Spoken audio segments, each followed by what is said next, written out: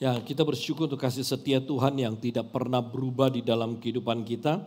Ya, kita bersyukur kalau hari ini kembali kita ada di hadapan Tuhan. Dan saya percaya bahwa waktu yang terbaik adalah waktu di mana kita ada bersama dengan Tuhan. Amin. Waktu yang terbaik dalam kehidupan kita adalah waktu kita ada di hadapan Tuhan dan kita mendengarkan firman-Nya. Oleh sebab itu saudaraku sekalian, mari hari ini, saat ini berikan hatimu kepada Tuhan dan saya percaya engkau akan mendapatkan yang terbaik di dalam hidupmu. Amin. Saudaraku sekalian, saya akan lanjutkan khotbah saya ya yang bertema kunci untuk berhasil ya berjalan dalam kehendak Tuhan atau kunci untuk berjalan dalam kehendak Tuhan. Ya, jadi saudaraku sekalian, ini saya akan lanjutkan, ini ada seri kedua, kita sudah bicarakan seri pertama ya 2 minggu lalu.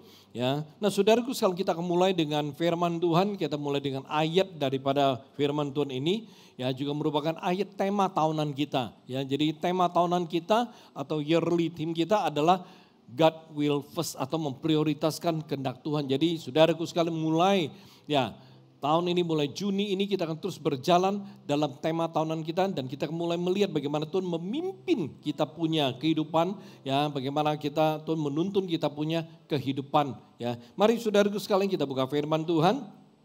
Kita baca bersama Injil Yohanes pasal yang keempat ayat ke-34. Okay. Injil Yohanes pasal 4 ayat ke-34, saudara boleh catat dan saudara boleh baca nanti ya. Nah, kata Yesus kepada mereka, makananku ialah melakukan kehendak Dia yang mengutus aku dan menyelesaikan pekerjaannya. Kita lanjutkan yang kedua, kita Mazmur pasal 143 ayat ke-10.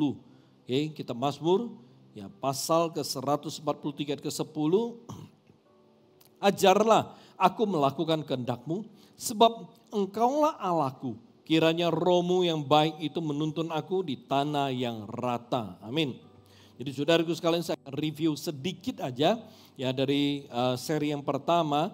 Saudaraku sekalian, saat kita berbicara tentang ya berjalan dalam kehendak Tuhan atau kita bicara tentang tema tahunan kita memprioritaskan kehendak Tuhan, maka penting sekali kita mengerti apa yang dimaksud dengan kehendak Tuhan. Ya, apa yang dimaksud dengan kehendak Tuhan? Kenapa? Saat kita mengerti apa yang dimaksud dengan kehendak Tuhan, maka itu akan memudahkan kita untuk bisa berjalan di dalam kehendak Tuhan. Kita akan mengerti apa yang harus kita lakukan. Oke. Nah, saudaraku sekalian, kehendak Tuhan itu adalah apa yang Tuhan mau ya kita lakukan bagi Dia dengan sepenuh hati. Jadi dengan sungguh-sungguh saudara ya, dengan setia, penuh ketaatan dan tuntas atau terselesaikan. Artinya saudaraku sekalian, saat Tuhan memberikan saudara kehendak, menyatakan kehendaknya bagi saudara, maka saudara harus melakukan kehendak tersebut sampai selesai. Ya, jangan di tengah jalan.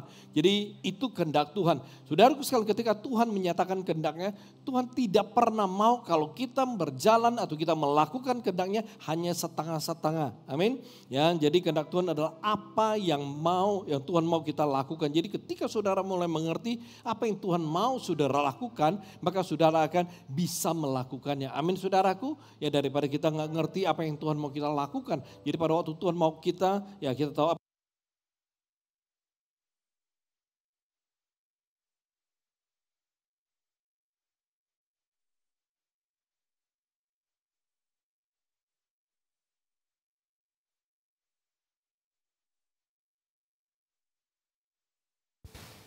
Testing, oke. Saudara sebentar, ada listrik masalah. Oke, jadi kita kembali. Saat kita mengetahui apa yang Tuhan kehendaki, akan mudah bagi kita untuk melakukannya. Amin saudaraku. Oke, kita tahu bahwa kehendak Tuhan itu terbagi dua. Kehendak Tuhan yang bersifat umum. Maksudnya kehendak Tuhan itu ada yang bersifat umum, ada yang bersifat pribadi. Ya, jadi saya tidak kesinggung bersifat umum dan pribadi. Lalu saudaraku sekalian, saat kita berbicara tentang kehendak Tuhan, ya itu selalu terdiri dari dua bagian, itu bagian Tuhan dan bagian kita. Ya, jadi ketika Tuhan menyatakan kehendaknya, bagian Tuhan dia akan mengerjakan bagiannya, kita harus mengerjakan bagian kita.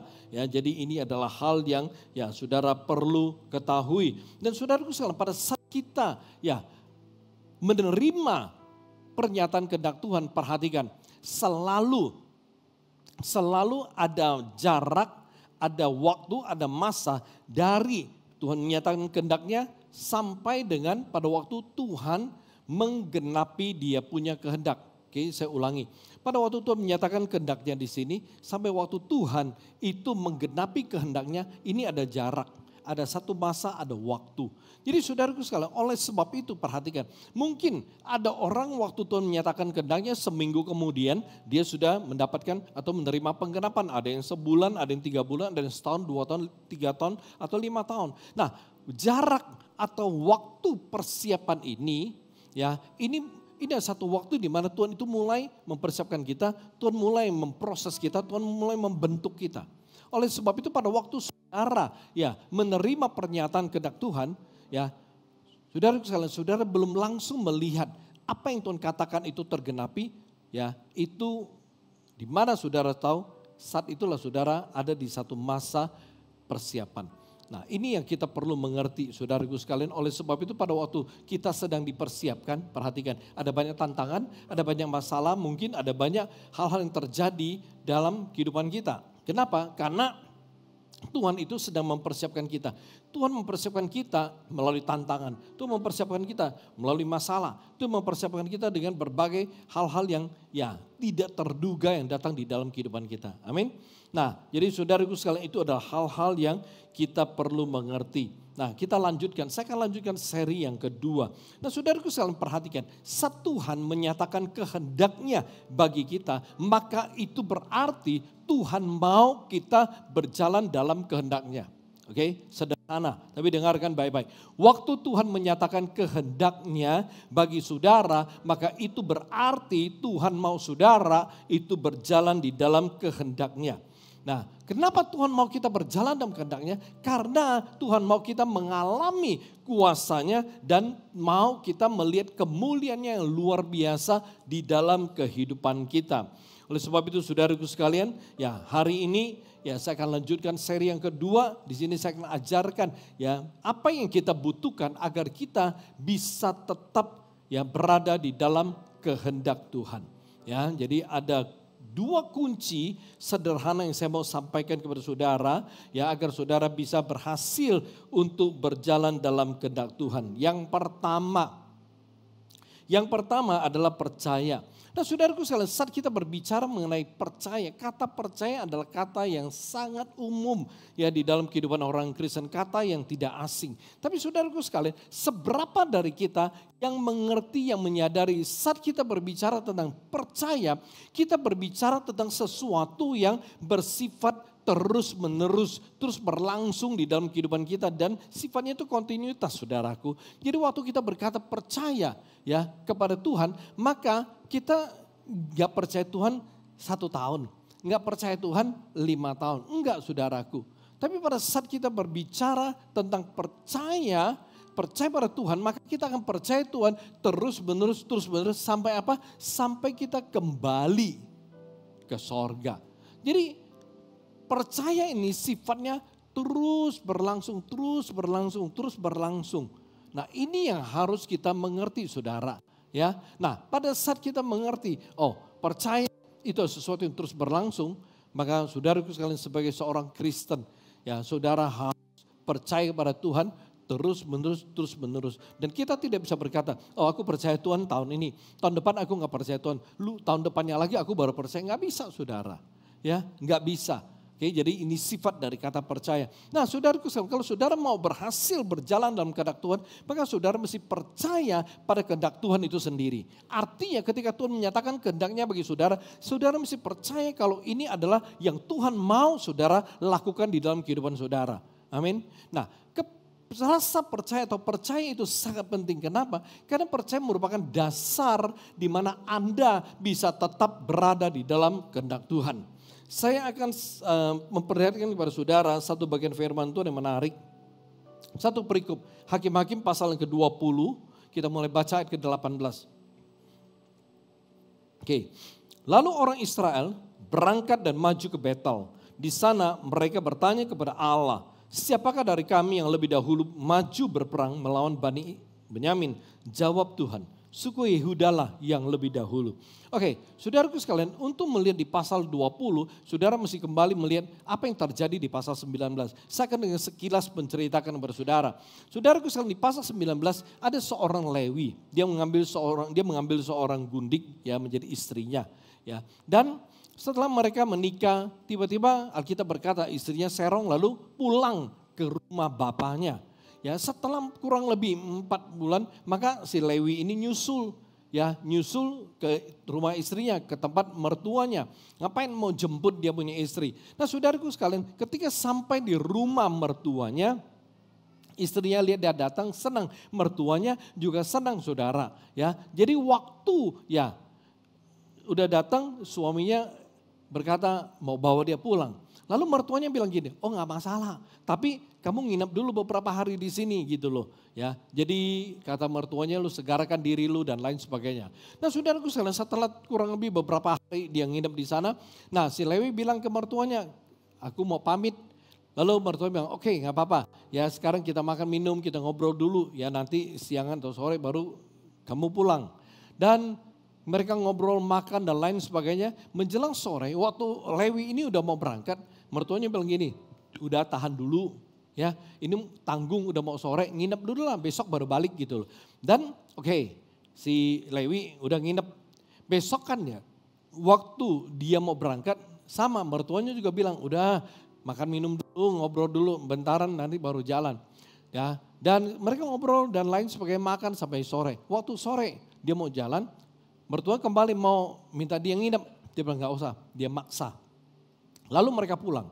Dan dalam perjalanan pulang, udah sore menjelang malam, ya hambanya bilang ke orang Lewi, udah mau malam nih, kita mesti cari tempat penginapan. Lalu Lewi ini bilang begini, saya tidak akan menginap di tanah orang asing. Kita ke depan, daerah Gibea itu adalah suku Israel, mereka jalan. Dan ketika mereka sampai di Gibea, daerah orang Israel, suku Benyamin, dan udah malam. Begitu malam, mereka nggak tahu mesti kemana, dan mereka berdiri di lapangan terbuka. Dan nggak gitu lama, lewat satu orang tua pulang dari ladang, lihat mereka lalu nyamperin mereka, lalu nanya gitu loh, kenapa kamu ada di sini, mau kemana? Lalu si Lewi menceritakan maksudnya, dan dia berkata, udah kalau gitu nginep aja di rumah saya. Udah dibawa mereka semua nginep di rumahnya. Makan, minum, mandi dan lainnya. Ya pokoknya udah selesai, tiba-tiba datang segerombolan orang. Nah, Alkitab mencatat, menulis bahwa mereka adalah orang-orang dursila, orang-orang nggak benar, orang-orang ya pokoknya nggak benar lah. Dan mengetok pintu si bapak ini. Wah ketokannya pokoknya gedor-gedor pintu lalu bilang begini, keluarkan orang itu, ya tamumu itu, ya keluarkan dia biar kami pakai. Itu persis seperti kejadian Sodom dan Gomora. Ya, keluarkan dia supaya kami pakai. Lalu orang tua itu keluar dan berkata gini, janganlah ini tamu kehormatan saya. Ya, kalau kalian memang mau, aku serahkan putriku yang masih perawan dan gundik orang ini. Tapi mereka menolak, saudaraku sekalian. Mereka menolak dan terus gedor-gedor itu pintu, wah terus teriak-teriak. Akhirnya si Lewi ini terpaksa mengeluarkan dia punya gundik, dia punya istri. Diserahkan pada mereka dan dibawa pergi. Sepanjang malam ya istrinya itu dikerjain, dipermainkan. Sampai menjelang subuh udah mulai terang, itu perempuan dilepas. Dengan penuh kesakitan, penderitaan, dia berjalan lemah dan sampai di depan pintu rumah tuannya yang nginep atau suami yang nginep. Tangannya tuh lemah, badannya tuh lemah sampai dia nggak bisa jangkau engsel pintu. Nggak bisa jangkau untuk buka dan dia mati. Kemudian terjatuh dan karena mungkin cuaca dingin dia hanya mati di depan pintu. Paginya ketika itu orang Lewi buka pintu mau pergi, dia lihat mayat istrinya ada di depan. Lalu dia angkat mayat istrinya, dia bawa pulang. Begitu bawa pulang sampai ke rumahnya, ya, dia kemudian memutilasi istrinya. Dia potong istrinya menjadi 11 bagian. Ya. Dan 11 bagian itu kemudian dia kirim ke 11 suku Israel yang lain. Ya. Setelah dia kirim, setelah 11 suku Israel dapat potongan tubuh itu, kemudian bertanya kepada dia. Dan kemudian dia menceritakan semuanya, lalu 11 suku kemudian kumpulkan pasukan. Dan mereka berangkat ke suku Benyamin. Untuk apa? Untuk menuntut agar segerombolan orang-orang Dursila diserahkan kepada mereka untuk mereka hakimi. Ya. Nah, itu ceritanya. Ya. Dan orang Benyamin, suku Benyamin tidak mau menyerahkan orang mereka, tidak mau menyerahkan segerombolan orang Dursila itu. Karena itu suku Benyamin bilang, kalau mau berperang, mari kita berperang. Nah, itulah awal perang saudaraku sekalian. Nah, perhatikan, itu yang terjadi, perang saudara di antara mereka. Dan yang kita baca Hakim-Hakim 20:18, perhatikan. Orang Israel seperti biasa sebelum berperang mereka nanya Tuhan, siapakah yang lebih dahulu maju? Dan Tuhan jawab dengan jelas loh saudara. Tuhan bilang apa? Tuhan bilang suku Yehuda lah lebih dahulu. Di sini mereka dapat jawaban yang jelas dari Tuhan. Di sini mereka dapat arahan Tuhan yang sangat jelas. Suku Yehuda, saudaraku sekalian, oke. Lalu mereka atur suku Yehuda berada di depan, yang maju, sisanya di belakang ngikutin. Apa yang terjadi saudaraku sekalian? Ya, yang terjadi Hakim-Hakim 21, ayat 21 bilang begini.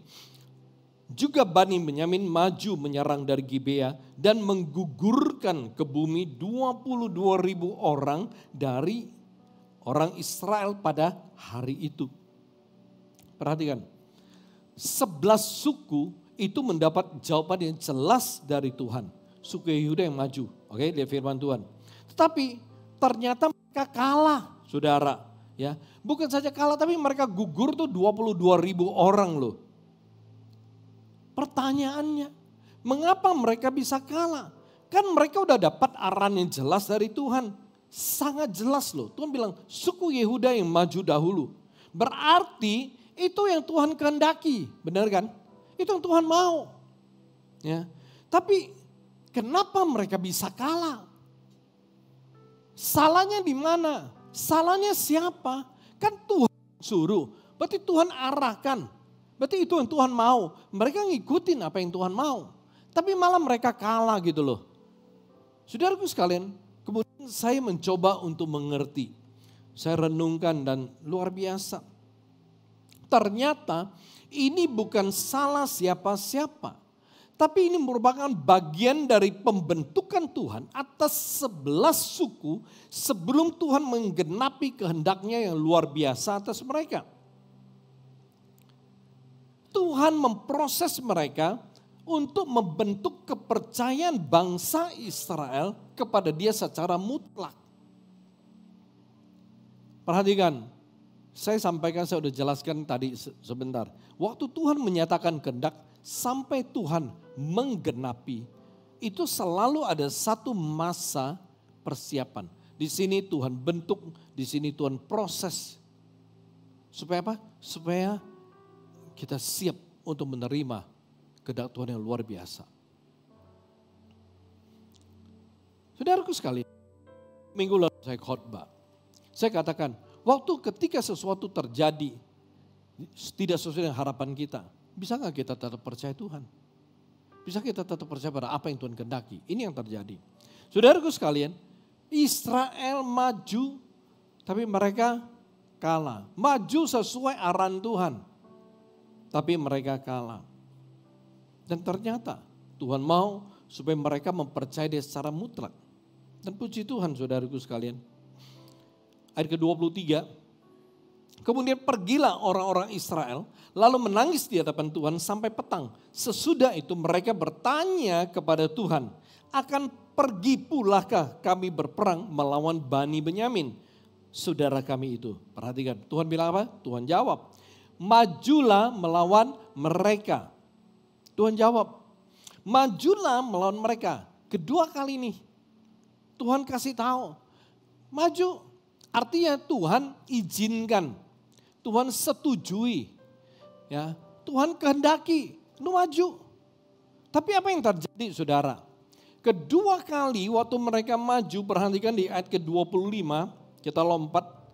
Maka pada hari kedua itu, majulah suku Benyamin dari Gibea menyerbu mereka. Dan digugurkannya pula ke bumi 18.000 orang di antara orang-orang Israel. Semuanya orang-orang yang bersenjatakan perang. Saudaraku sekalian, menarik. Mereka pergi sesuai dengan apa yang Tuhan kehendaki. Nah, untuk kedua kali 11 suku datang kepada Tuhan, mereka nanya. Bukan nggak nanya loh saudaraku. Ya mereka nanya ke Tuhan, boleh nggak mereka pergi berperang? Tuhan bilang apa? Majulah melawan mereka. 2 kali Tuhan jawab, 2 kali Tuhan arahin. 2 kali mereka melakukan apa yang Tuhan mau mereka lakukan. Tapi pada kedua kali mereka kalah lagi. Bahkan mereka gugur 18.000 orang. Jadi saudaraku saling perhatikan waktu mereka mendengar dan mengikuti arahan Tuhan. 2 kali mereka berperang, mereka maju, 2 kali mereka kalah. Bahkan dalam 2 kali peperangan yang sesuai dengan izin Tuhan, mereka masih gugur 40.000 orang. Saudaraku sekalian, kalau ini yang saudara alamin gitu loh. Artinya saudara tanya Tuhan, Tuhan boleh nggak aku kerja di sini? Tuhan boleh nggak aku bisnis ini? Lalu saudara merasa, wow Tuhan bilang boleh.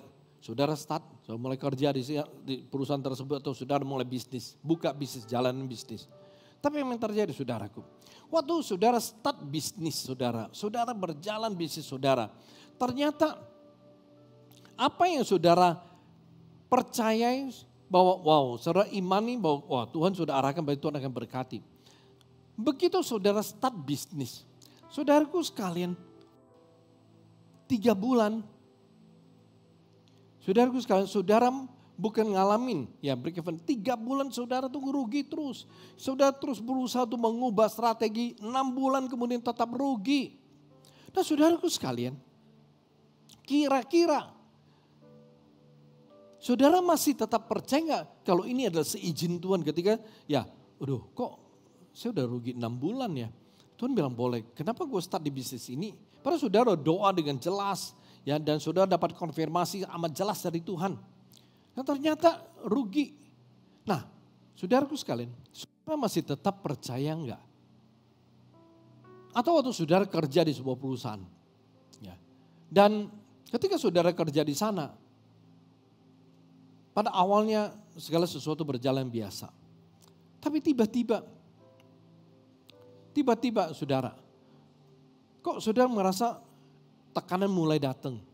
Ya, saudara mulai ngalamin hal-hal yang ya tidak enak di perusahaan. Saudara sering dikambing hitamkan, saudara sering dipersalahkan. Ya bukan saudara punya salah tapi saudara bilang salah saudara dan lain sebagainya. Perhatikan saudara. Waktu saudara mengalami hal tersebut, kira-kira bagaimana perasaan saudara? Benar nggak nih Tuhan mau saya kerja di sini? Saudara sekalian, orang Israel dengar dengan jelas apa yang Tuhan ngomong sama mereka. Jelas. Tapi 2 kali apa yang mereka dengar dari Tuhan yang jelas ternyata tidak menghasilkan mendatangkan hal yang sesuai harapan mereka.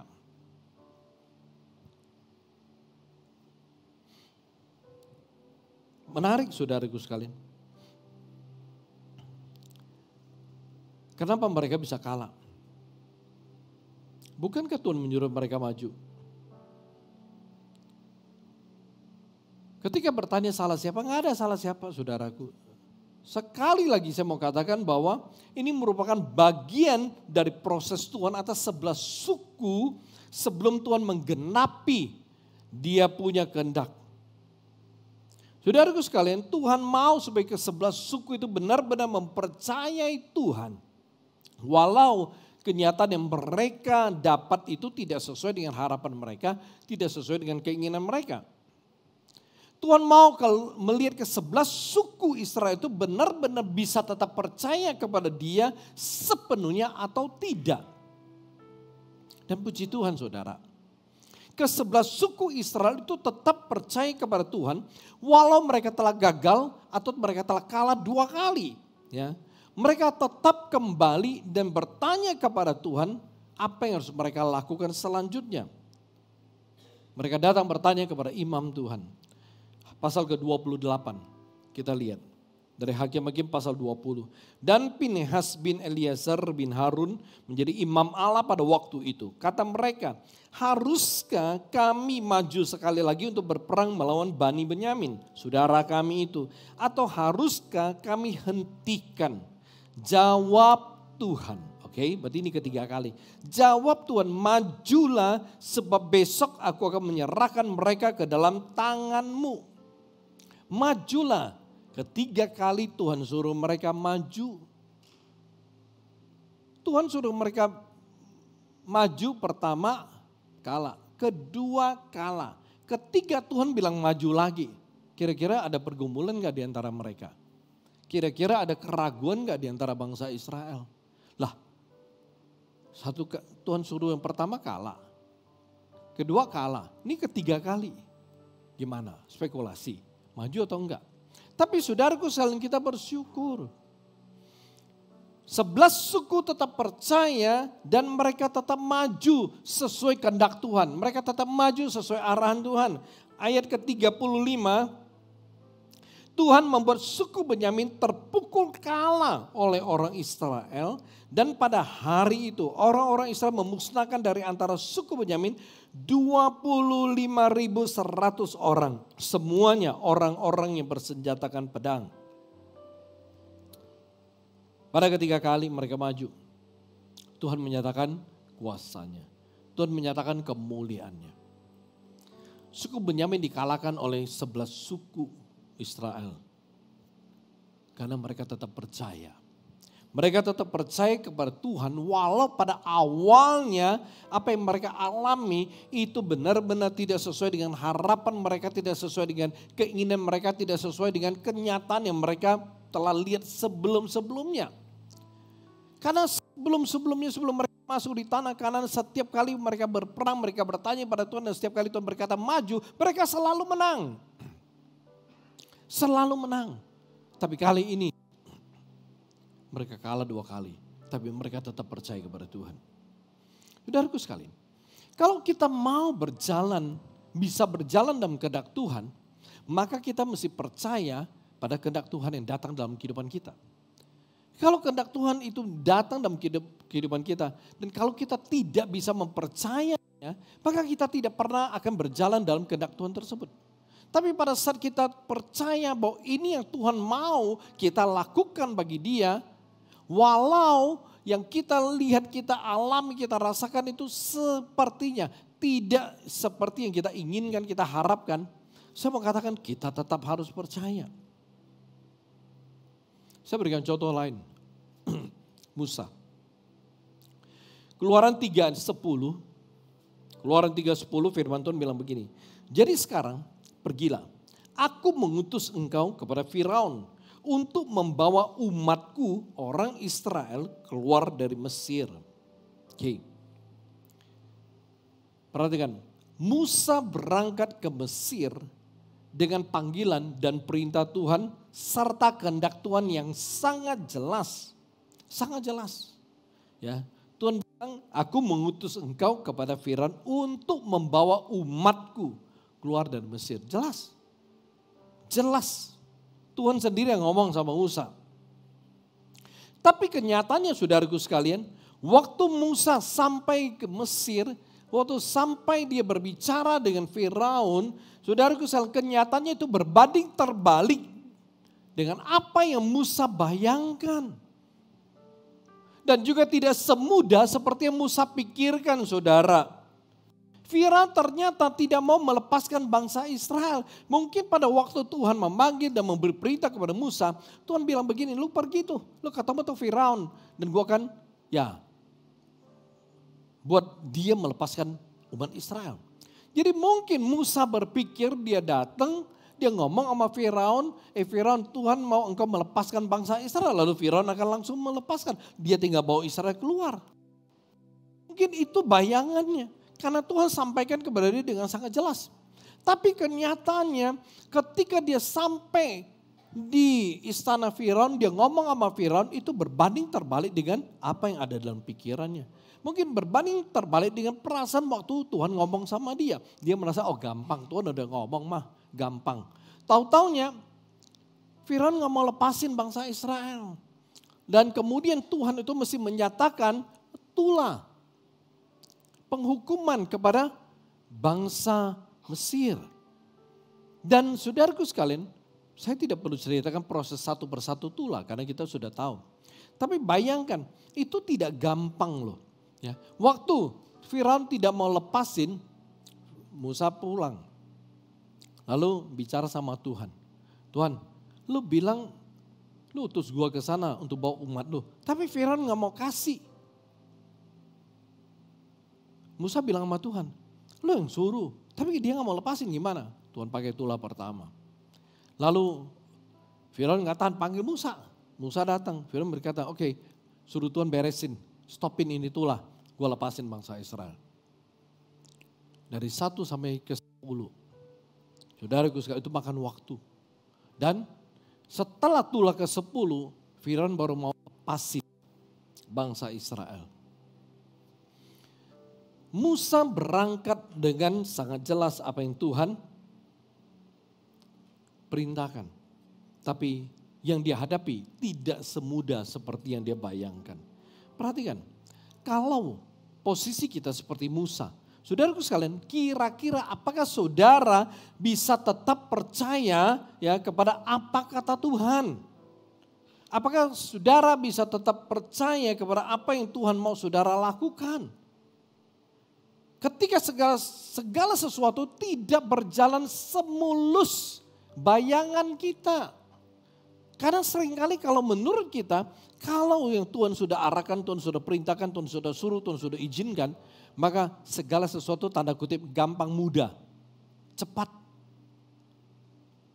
Kita seringkali berpikir sedemikian. Itu enggak salah karena kita terbentuk dalam masyarakat instan. Segala sesuatu bisa instan. Karena pikiran kita juga terbentuk jadi instan. Padahal kita lupa dari Tuhan menyatakan kehendak sampai Tuhan menggenapi ada satu masa persiapan. Masa Tuhan bentuk, masa Tuhan proses kita. Supaya apa? Supaya pada waktu kita menerima kuasa kemuliaan berkat Tuhan, kita tidak melupakan Tuhan. Tuhan mempersiapkan kita setelah kita menerima berkat, menerima kuasa, menerima kemuliaannya, itu kita tidak hilang dari hadapan Tuhan. Itu yang disiapkan. Nah saudaraku sekalian, perhatikan. Musa tetap percaya kepada apa yang Tuhan mau dia lakukan. Musa tetap percaya kepada Tuhan apa yang Tuhan mau dia kerjakan. Karena dia percaya, akhirnya dia melihat kemuliaan Tuhan.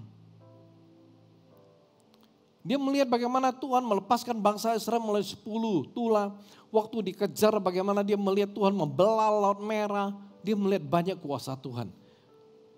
Ketika dia percaya pada apa yang Tuhan katakan kepada dia.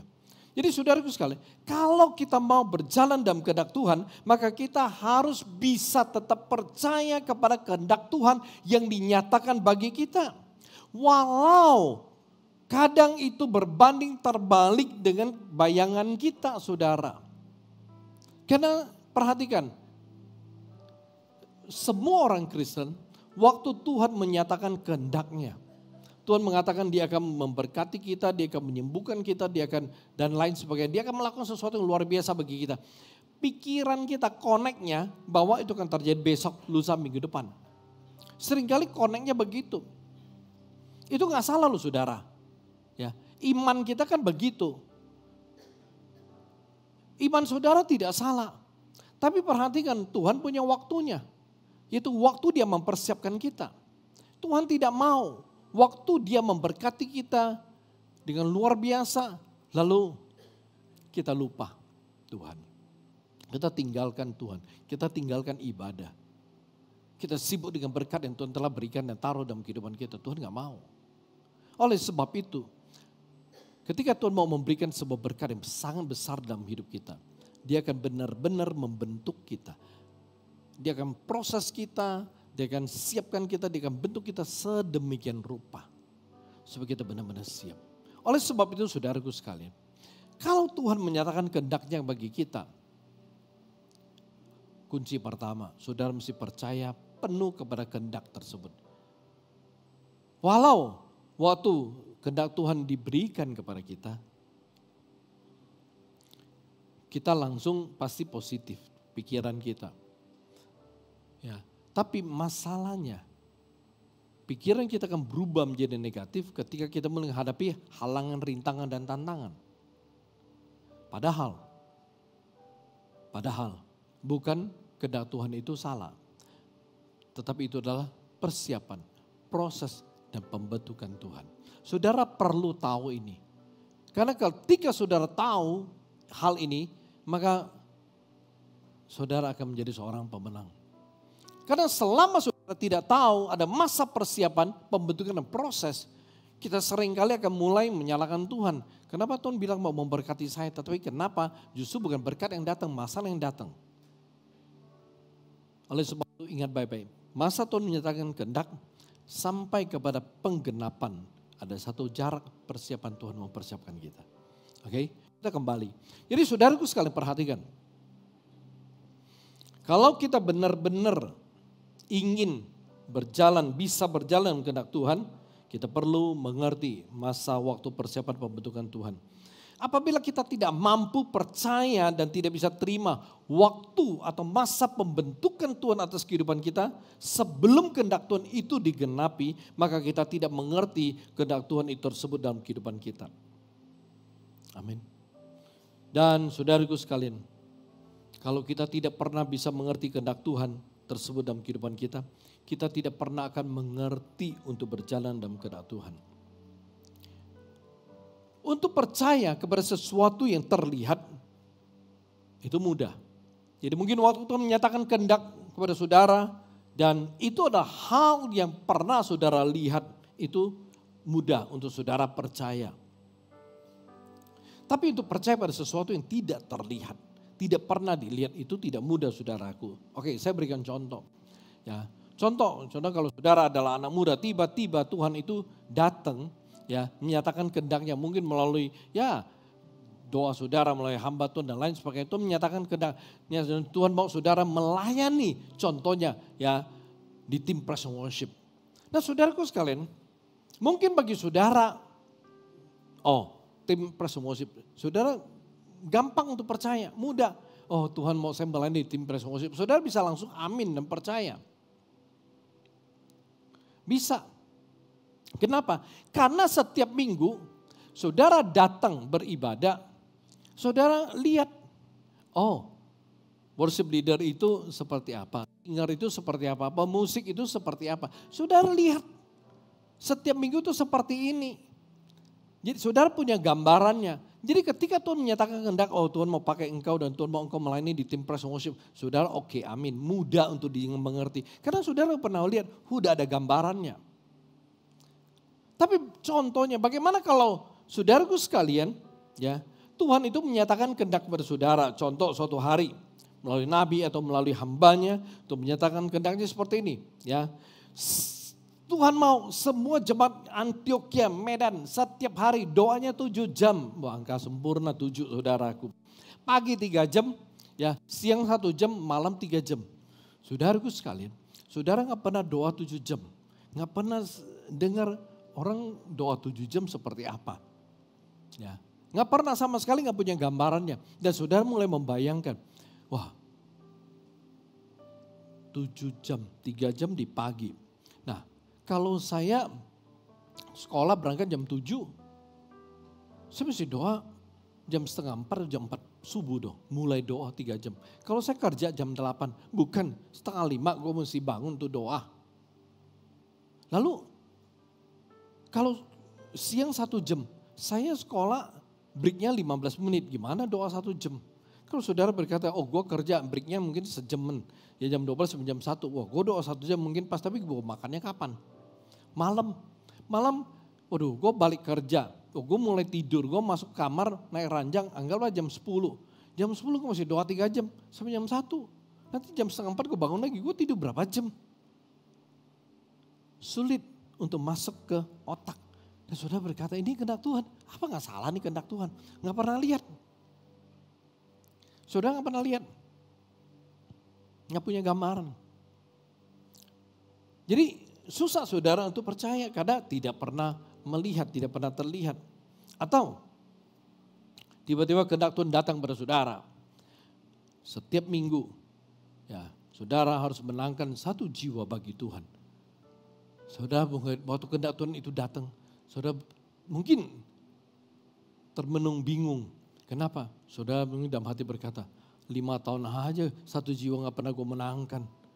Ada yang berkata 10 tahun aja gue gak pernah menangkan 1 jiwa. Ini 1 minggu 1 jiwa baru untuk dimenangkan. Apa gak salah nih? Saudaraku, saudara gak punya gambaran untuk menangkan jiwa 1 minggu 1. Karena saudara gak pernah menangkan jiwa. 3 tahun gak mungkin, gak tahu ada 1 gak, 5 tahun gak tahu ada 1 gak. Atau setahun gak tahu ada 1 gak. Ini Tuhan minta saya menangkan jiwa 1 minggu 1 orang. Bingung. Karena gak punya gambaran, gak pernah lakukan. Dan saudara bilang ini benar kehendak Tuhan. Saudaraku sekalian yang tidak terlihat, yang gak pernah dilihat, yang gak punya gambaran, saudara akan sulit untuk percaya itu kehendak Tuhan. Tapi kalau benar itu kehendak Tuhan, saudaraku sebenarnya untuk memberitakan Injil 5-15 menit selesai. Saudara bisa beritakan Injil. Ya, saudara bisa menanamkan benih Injil 5-15 menit. Kalaupun saudara mau mengkonvins 1 orang, mungkin kita bilang lah, ya 1-2 jam sebenarnya saudara bisa yakinkan 1 orang. Jadi kalau seminggu menangkan 1 jiwa, itu sangat mungkin. Amin. Oke. Atau contoh, saya berikan contoh. Ya, seandainya Tuhan menyatakan kehendaknya seperti ini. Oke. Tiba-tiba sudah Tuhan datang, ya kehendak Tuhan. Saudara A, setelah bayar perpuluhan, 50% pendapatan lu persembahkan kepada Tuhan selama 1 tahun. Saudaraku sekalian, orang kaget. Gimana caranya gue makan? Sekarang aja pas-pasan, kalau Tuhan suruh, ya kasih Tuhan 50%, lalu Tuhan janji akan memberkati saya dengan luar biasa. Ya, 30, 60 sampai 100 kali lipat 1 tahun kemudian. Saudaraku sekalian, saudara membayangkan, bukan nantinya, membayangkan 30, 60, 100 kali lipat itu mudah sekali. Tapi membayangkan bagaimana saudara hidup dengan 50% sisa pendapatan, waktu 100% aja saudara pas-pasan. Nangkap kan? Nah saudaraku sekalian, oleh sebab itu untuk mempercayai sesuatu yang saudara tidak pernah lihat, sebenarnya itu tantangan. Itu tidak mudah. Oke, saya berikan contoh. Kita buka 1 Raja-Raja pasal 17, 13, 14. Oke, janda di Sarfat. Tetapi Elia berkata kepadanya, janganlah takut, pulanglah, buatlah seperti yang kau katakan, tapi buatlah lebih dahulu bagiku sepotong roti bundar kecil daripadanya, dan bawalah kepadaku, kemudian barulah kau buat bagimu dan bagi anakmu. Sebab beginilah firman Tuhan Allah Israel, tepung dalam tempayan itu tidak akan habis, dan minyak dalam buli-buli itu pun tidak akan berkurang sampai pada waktu Tuhan memberi hujan ke atas muka bumi. Saudaraku sekalian, pada waktu zaman Elia saat itu, kekeringan melanda negeri Israel dan kelaparan terjadi di mana-mana. Dan Tuhan suruh Elia ke Sarfat. Dan Tuhan bilang dia akan menghidupi Elia di Sarfat. Suatu sampai di Sarfat, dia ketemu satu janda yang keluar untuk mengumpulkan potongan kayu. Dan saudaraku sekalian, Elia langsung berkata kepada si janda, tolong buatkan aku roti bundar. Si janda ngelihat si Elia lalu bilang begini, sekarang gue kumpulin kayu bakar, gue pulang untuk buat roti bundar. Abis makan tuh roti, gue sama anak gue tunggu mati. Karena gak ada makanan lagi. Saudaraku sekalian, tapi Elia bilang begini, ya buat dahulu untuk saya, baru untuk kamu dan anak kamu. Dengarkan, tepung dalam tempayan tidak pernah akan habis, buli-buli minyak dalam buli tidak pernah akan berkurang. Elia bilang begitu kepada si janda. Memang si janda ketika melihat Elia, dia tahu Elia seorang nabi. Karena seperti yang saya pernah katakan, seorang nabi, imam, ya itu semua atau Lewi itu bisa kelihatan dari baju yang mereka pakai. Bisa dikenalin dari baju yang mereka pakai. Jadi waktu si janda ini melihat Elia, dia tahu Elia ini adalah nabi. Dan memang seringkali nabi itu identik sama Tuhan. Karena nabi itu adalah perpanjangan suara Tuhan dan tangan Tuhan. Ya. Dan Elia berkata, ya demi Allah, lu punya tepung gak bakalan habis, minyak gak bakalan habis. Tapi masalahnya si janda ini gak pernah dengar mujizat seperti ini. Gak pernah melihat kejadian seperti ini. Mungkin si janda bisa berpikir demikian. Ini kelaparan. Semua juga bisa dilakukan oleh orang. Siapa tahu Elia itu nabi gadungan. Siapa tahu dia main ambil baju nabi, dia main pakai kemana-mana, dia berlaku seolah-olah nabi. Nah kalau gue kasih dia, gue buatin dia roti, lalu benar-benar tepung gue berkurang, minyak gue berkurang. Gue sama anak gue mau makannya gimana? Saudaraku sekalian, tapi apa yang terjadi? Janda itu gak pernah punya gambaran bagaimana tepung dalam tempayan gak pernah habis, minyak dan buli-buli gak pernah berkurang. Dia gak pernah punya gambaran seperti itu. Karena selama ini dia hidup, dia pakai, dia berroti, tepungnya habis terus, dia mesti beli lagi. Minyak habis terus, mesti beli lagi. Tapi dia bilang, lu punya tepung, lu punya minyak gak bakalan habis. Apa yang terjadi? Saudaraku sekalian, si janda ini memilih untuk mempercayai apa kata Nabi Tuhan. Si janda ini memilih untuk percaya kepada sesuatu yang dia gak pernah lihat. Karena itu berasal dari Tuhan. Dia anggap itu perkataan Tuhan. Dia percaya aja. Kalau itu memang Tuhan kendaki, aku buat terlebih dahulu untuk dia, aku buatin. Dia gak pernah lihat tapi dia percaya. Amin. Atau contoh yang lain, Naaman. Dia sakit kusta. Tabib di negerinya gak satu pun bisa sembuhkan dia. Dia punya satu budak, ya tawanan kecil. Dia bilang, Tuanku, tanah Israel ada satu orang, nabi yang bisa sembuhkan orang sakit. Mungkin bisa sembuhkan Tuanku. Pergilah cari dia. Singkat cerita, Naaman pergi ya ke rumah Elisa, nabi Tuhan waktu itu. Dan apa yang terjadi? Baca. 2 Raja-Raja 5:10. Elisa menyuruh seorang suruhan kepadanya mengatakan, pergilah mandi 7 kali dalam sungai Yordan, maka tubuhmu akan pulih kembali sehingga engkau menjadi tahir. Perhatikan. Saudaraku sekalian, Naaman sampai di rumah Elisa, dia seorang jenderal dengan posisi sangat tinggi, kaya, penuh kuasa. Ya, dan waktu dia sampai ke rumah Elisa, Elisa gak keluar. Elisa suruh bujangnya keluar, kasih tahu Naaman aja, mandi sungai Yordan 7 kali. Wah, saudaraku sekalian, Naaman sedikit emosi gitu loh. Gue jenderal, gue posisi gue tinggi sekali, gue powerful gitu. Ya, dia bilang, gue nyangka si Elisa akan keluar, ya goyang-goyangin tangannya angkat-angkat lalu doa-doa dan aku menjadi tahir. Tapi dia sama sekali gak keluar. Malah suruh bujangnya keluar dan suruh aku mandi di sungai Yordan. Tanda kutip sungai Yordan itu kotor. Ya. Dia bilang, kenapa mesti mandi di sana masih 7 kali? Lalu si hamba perempuan itu berkata, udah gak apa-apa, ikutin aja, taat aja. Karena Naaman gak pernah dengar bahwa orang sakit kusta seperti dia yang tabib di negerinya gak pernah bisa sembuhkan dia. Tapi dia celup aja 7 kali lalu dia bisa tahir. Kan gak mungkin, dia gak pernah dengar, gak pernah lihat.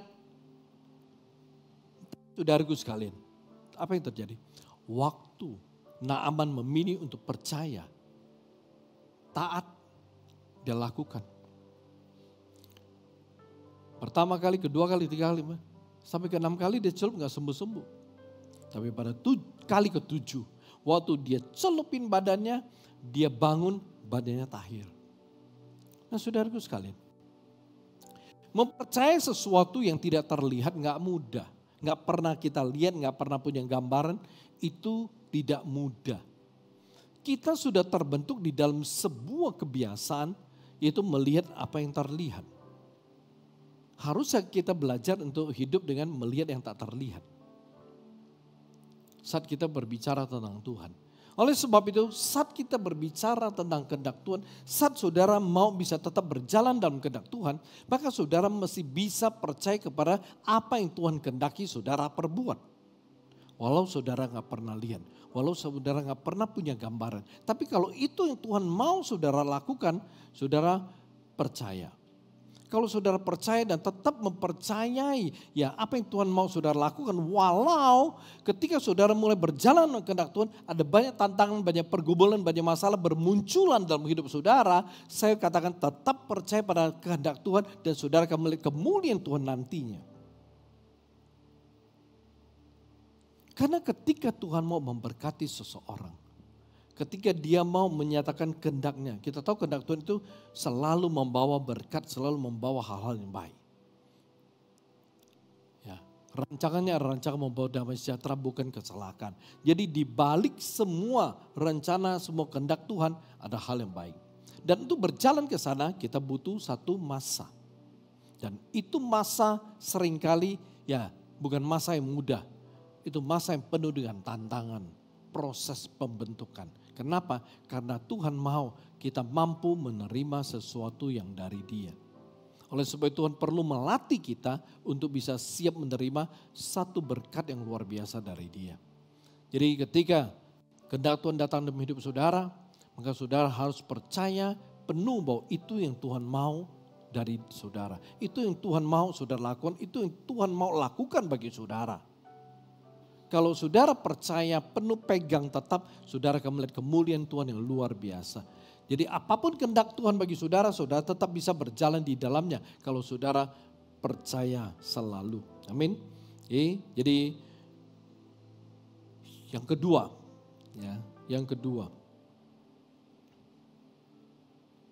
fokus. Kunci yang kedua adalah fokus. Ibrani pasal yang kedua, ayat ke-12. Ibrani pasal 12 ayat yang kedua. Marilah kita melakukannya dengan mata yang tertuju kepada Yesus yang memimpin kita dalam iman dan yang membawa iman kita itu kepada kesempurnaan. Yang dengan mengabaikan kehinaan tekun memikul salib ganti sukacita yang disediakan bagi Dia yang sekarang duduk di sebelah kanan tahta Allah. Garis bawahi, marilah kita melakukannya dengan mata yang tertuju kepada Yesus. Saudaraku sekalian, perhatikan. Kegagalan itu bisa kita alami karena gagal fokus. Oke. Kegagalan itu bisa kita alami dikarenakan kita gagal fokus. Saudaraku sekalian, suatu hari ada seorang pemanah di Olimpik. Dia seorang yang benar-benar sudah dipastikan akan memperoleh emas karena dia sudah menang di banyak turnamen. Di final, waktu itu dia kalah, tidak dapat emas. Jadi waktu diwawancara, dia bilang gini, saya sudah fokus seperti biasa. Saya fokus kepada titik sasaran di mana saya mau melepaskan panah saya. Dia berkata, saya sudah memperhitungkan arah angin dan lain sebagainya. Dia berkata pada waktu dia tarik, saat dia mau melepaskan dia punya panah, tiba-tiba seperti ada angin lewat, set begitu. Hembusan kecil lewat aja. Tiba-tiba dia kehilangan fokus dan dia tembakannya meleset. Dan dia berkata, seperti tiupan sapuan angin lewat sedikit, tiba-tiba dia kehilangan fokus dan gagal. Lalu ada seorang penembak, pemburu. Dia dikenal pemburu tanda kutip legendaris. Setiap kali dia menembak satu tembakan, itu rusa pasti dapat. Jadi suatu hari dia ketemu satu rusa yang besar. Dia mulai membayangkan, nanti dia punya kepala, dia punya tanduk itu, kalau dikeringkan jadi indah sekali. Dan saudaraku sekalian, dia membidik seperti biasa, jarang meleset. Dan kali ini, rusanya cukup besar. Pada saat dia membidik, apa yang terjadi sudah? Waktu dia udah mau nembak, tiba-tiba di belakang seolah-olah dia mendengar ada suara krek begitu. Seperti ranting yang diinjak kaki lalu patah, ada krek. Begitu dengan suara krek tersebut, fokusnya lari. Begitu dia nembak, meleset. Dan dia berkata, ini pertama kali aku meleset dalam tembakan. Saudaraku sekalian, Saya katakan, kalau Anda seorang pelajar dan Anda nggak pernah bisa fokus waktu guru mau mengajar, engkau pasti tidak pernah bisa mendengarkan atau mengikuti pelajaran dengan baik. Amin. Sama. Waktu saya khotbah di sini, saudara nggak fokus dengar khotbahnya, saudara nggak akan dengar seluruh khotbahnya. Dapatnya sepotong-potong. Bentar fokus, bentar lagi melayang. Fokusnya buyar, fokus lagi, buyar lagi. Saudara nggak akan dapat apa yang saya sampaikan. Sulit, bisa saudara dengar, tapi sulit ngerti karena sepotong-potong. Oke, ya ujung-ujungnya saudara bilang, aduh, mata tuh maksud khotbahnya apa ya? Oke, kita kembali. Dari sini kita ngerti saudara bahwa fokus itu memiliki kekuatan yang luar biasa. Ya, fokus itu bisa menentukan kita berhasil atau gagal. Ya, itu fokus. Ya, kekuatan. Jadi fokus itu akan menentukan hasil akhir dari apa yang sedang kita kerjakan. Itu fokus. Okay? Jadi saudaraku sekalian, misalnya jika kita fokus bekerja, kita pasti akan bekerja dengan baik, pekerjaan kita bakalan berkembang. Kalau kita fokus pada studi kita akan berhasil. Kalau kita fokus pada anak-anak kita, maka anak-anak kita akan bertumbuh dengan sehat dan baik. Kalau kita fokus pada pelayanan kita pasti akan menjadi berkat. Amin. Ya, perhatikan, Coca-Cola dulu dia salah satu pemimpinnya pernah mengeluarkan sebuah statement. Coca-Cola hanya sejauh lengan. Coca-Cola hanya sejauh lengan. Pada saat statement ini dibuat, saat itu fokus Coca-Cola sepenuhnya sebagian besar itu mulai bergeser. Bukan di desain, bukan di rasa. Tapi fokus Coca-Cola itu sebagian besar diarahkan kepada jaringan distribusi. Karena dia punya statement Coca-Cola sejauh lengan. Ya, artinya dia mau Coca-Cola itu bisa didapatkan oleh semua orang di dunia ini. Semua orang bisa jangkau, semua orang bisa dapat, semua orang bisa beli, semua orang bisa rasakan Coca-Cola. Semua orang punya tangan bisa megang Coca-Cola. Statement itu keluar, maka dia mulai memfokuskan sebagian besar ya pada jaringan distribusinya. Mereka mulai atur strategi, mereka mulai siap, dan akhirnya sampai hari ini kita lihat Coca-Cola ada di seluruh dunia, saudaraku.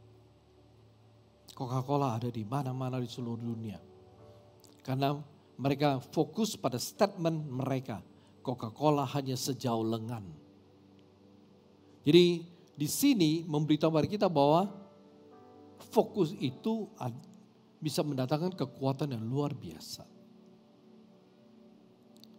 Ketika kita bicara mengenai fokus, apa yang dimaksud dengan fokus?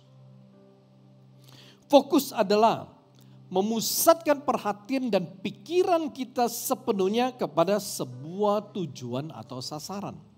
Itu fokus. Fokus adalah memusatkan perhatian dan pikiran kita sepenuhnya kepada sebuah tujuan atau sasaran. Itu fokus. Jadi saat kehendak Tuhan itu dinyatakan bagi saudara, lalu saudara fokus kepada apa yang Tuhan mau saudara lakukan, saudara pasti bisa berhasil berjalan dalam kehendak Tuhan. Pasti bisa. Pasti bisa. Kalau fokus itu begitu luar biasa, saudara perlu mengerti bahwa fokus itu harus dijaga dari waktu ke waktu secara konsisten. Seperti kita orang Kristen, fokus kita kalau kepada Tuhan, maka kita harus menjaga fokus kita itu dengan konsisten dari waktu ke waktu. Kalau kita tidak menjaga fokus kita dengan baik, maka kita bisa mengalami kemunduran, saudara. Kemunduran iman kita. Kalau kita sebagai orang Kristen kita bukan fokus pada Tuhan, ya, saya katakan kalau saudara fokus kepada dunia, maka saudara akan mengalami kemunduran iman.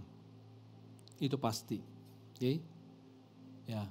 Dan kalau sebagai orang Kristen, fokus saudara itu mulai bergeser dari Tuhan ke dunia, saya katakan saudara akan mengalami kekalahan. Jadi di sini saya rindu saudara ngerti bahwa fokus itu punya kekuatan yang sangat luar biasa di dalam kehidupan kita sebagai orang Kristen. Oleh sebab itu ketika kehendak Tuhan diberikan, dinyatakan bagi saudara, yang perlu saudara lakukan fokus. Fokus penuh. Petrus, oke, kita coba perhatikan. Matius pasal yang ke-14 ayat 28-29, coba kita lihat. Firman Tuhan bilang begini. Lalu Petrus berseru dan menjawab, Tuhan, apabila engkau itu suruhlah aku datang kepadamu berjalan di atas air. Kata Yesus, datanglah, maka Petrus turun dari perahu dan berjalan di atas air mendapatkan Yesus. Perhatikan, waktu Petrus lihat Yesus berjalan di atas air, Petrus bilang, Tuhan kalau itu engkau suruh aku datang. Dan Tuhan bilang gini, datang. Saat Petrus mendengar Yesus manggil dia, suruh dia datang, Petrus punya fokus, dia lihat Tuhan Yesus. Dia dengar apa yang Yesus katakan, dia fokus kepada apa yang Yesus katakan, datanglah. Dia turun dari perahu dan di jalan ke arah Tuhan Yesus. Saudaraku sekalian, selama belasan tahun ya saya bolak-balik Israel, ya baik bersama gereja kita atau saya bawa grup dari Malaysia, Taiwan dan lainnya, Singapura. Perhatikan saudaraku sekalian, saya gak pernah ketemu tuh belasan tahun ini orang berjalan di atas Danau Galilea. Gak pernah dengar dari teman-teman tour guide di sana atau ya teman-teman yang ada di Israel, ada orang berjalan di atas air di Danau Galilea, gak pernah. Hanya 2 orang yang pernah berjalan di atas Danau Galilea, saudaraku sekalian. Sampai hari ini hanya 2 orang. Yang pertama Tuhan Yesus, yang kedua Petrus, saudaraku. Nah, masalahnya waktu Petrus berjalan di atas air, di atas Danau Galilea, awalnya dia fokus sama Yesus. Tapi Alkitab bilang begini, ketika dirasakannya angin, ketika fokusnya dari Yesus bergeser kepada apa yang dia rasakan, Petrus tenggelam. Dia teriak, Yesus tolong aku. Sederhana saudaraku. Ya, hanya sedikit aja fokus pada Yesus bergeser ke apa yang dirasakan, dia tenggelam. Sederhana. Atau contoh kedua, ya. Saya agak cepat. Contoh kedua. Bilangan 20 ayat 7 sampai 11. Kita bilangan pasal yang ke-20 ayat 7 sampai 11. Tuhan berfirman kepada Musa, ambillah tongkatmu dan itu dan engkau dan Harun dan yaitu kakakmu harus menyuruh umat itu berkumpul. Katakanlah di depan mata mereka kepada bukit batu itu supaya diberi air. Ya. Demikianlah engkau mengeluarkan air dari bukit batu itu bagi mereka dan memberi minum umat itu serta ternaknya. Lalu Musa mengambil tongkat itu dari hadapan Tuhan seperti yang diperintahkannya kepadanya. Ketika Musa dan Harun mengumpulkan jemaah itu di depan bukit batu itu, berkatalah ia kepada mereka, dengarlah kepadaku hai orang-orang durhaka, apakah kami harus mengeluarkan air bagimu dari bukit batu itu? Sesudah itu Musa mengangkat tangannya lalu memukul bukit batu itu dengan tongkatnya 2 kali, maka keluarlah banyak air sehingga umat itu dan ternak mereka dapat minum. Oke. Kasus bukit batu. Kasus ini yang menyebabkan Musa tidak bisa masuk ke tanah Kanaan. Kasus ini yang membuat Tuhan marah dan tidak mengizinkan Musa masuk ke tanah Kanaan. Sederhana. Kenapa bisa demikian? Perhatikan. Tuhan bilang sama Musa, karena waktu ya bangsa Israel itu punya penyakit. Penyakit ini. Kalau mereka sudah kehabisan makanan, minuman dan lain sebagainya, mereka akan mulai protes, komplain, marah-marah, teriak-teriak. Dan satu yang sering mereka katakan bahwa dulu kami di Mesir tidak pernah kekurangan air. Nah itu yang membuat Musa jadi keki, marah gitu loh. Dia kesal sama orang Israel. Maksudnya tuh kenapa nih bangsa bebal gitu. Kenapa nih bangsa nggak ngerti. Mereka udah lihat banyak mujizat Tuhan, kuasa Tuhan, pimpinan Tuhan, penyertaan Tuhan, pertolongan Tuhan.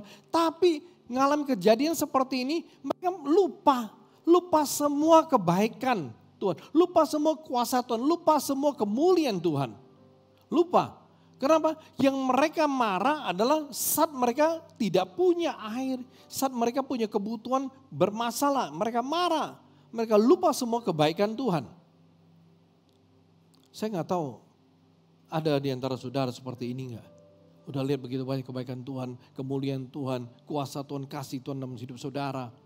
Tapi begitu saudara mengalami masalah, seperti nggak ada jalan keluar, saudara marah sama Tuhan, saudara mulai ya kecewa sama Tuhan, saudara mulai berkata aku nggak mau ibadah.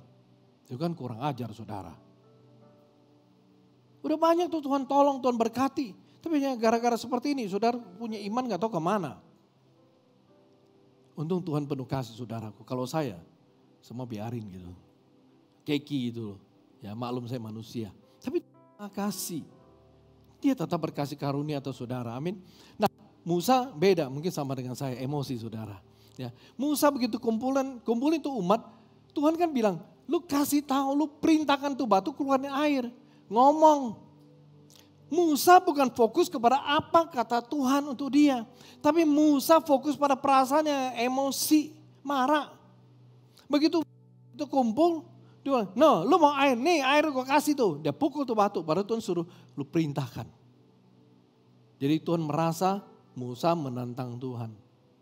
Harusnya dia fokus pada apa kata Tuhan, apa maunya Tuhan. Tapi dia salah fokus, gagal fokus dia fokus pada perasaannya. Dia gagal.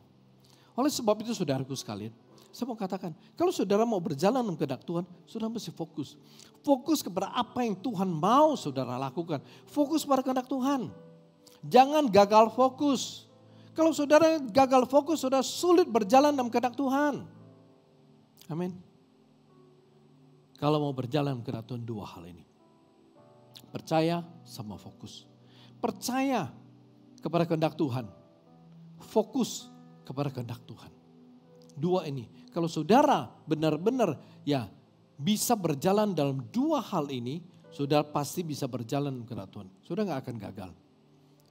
Apapun kehendak Tuhan yang datang dalam hidup saudara, saat saudara percaya, saat saudara fokus, saudara tidak pernah akan gagal berjalan dalam kehendak Tuhan.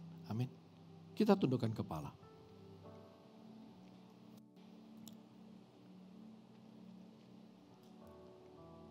Saudaraku sekalian, hari ini banyak sekali orang tidak bisa fokus dengan baik dan benar. Sehingga mereka tidak bisa berjalan dalam kehendak Tuhan.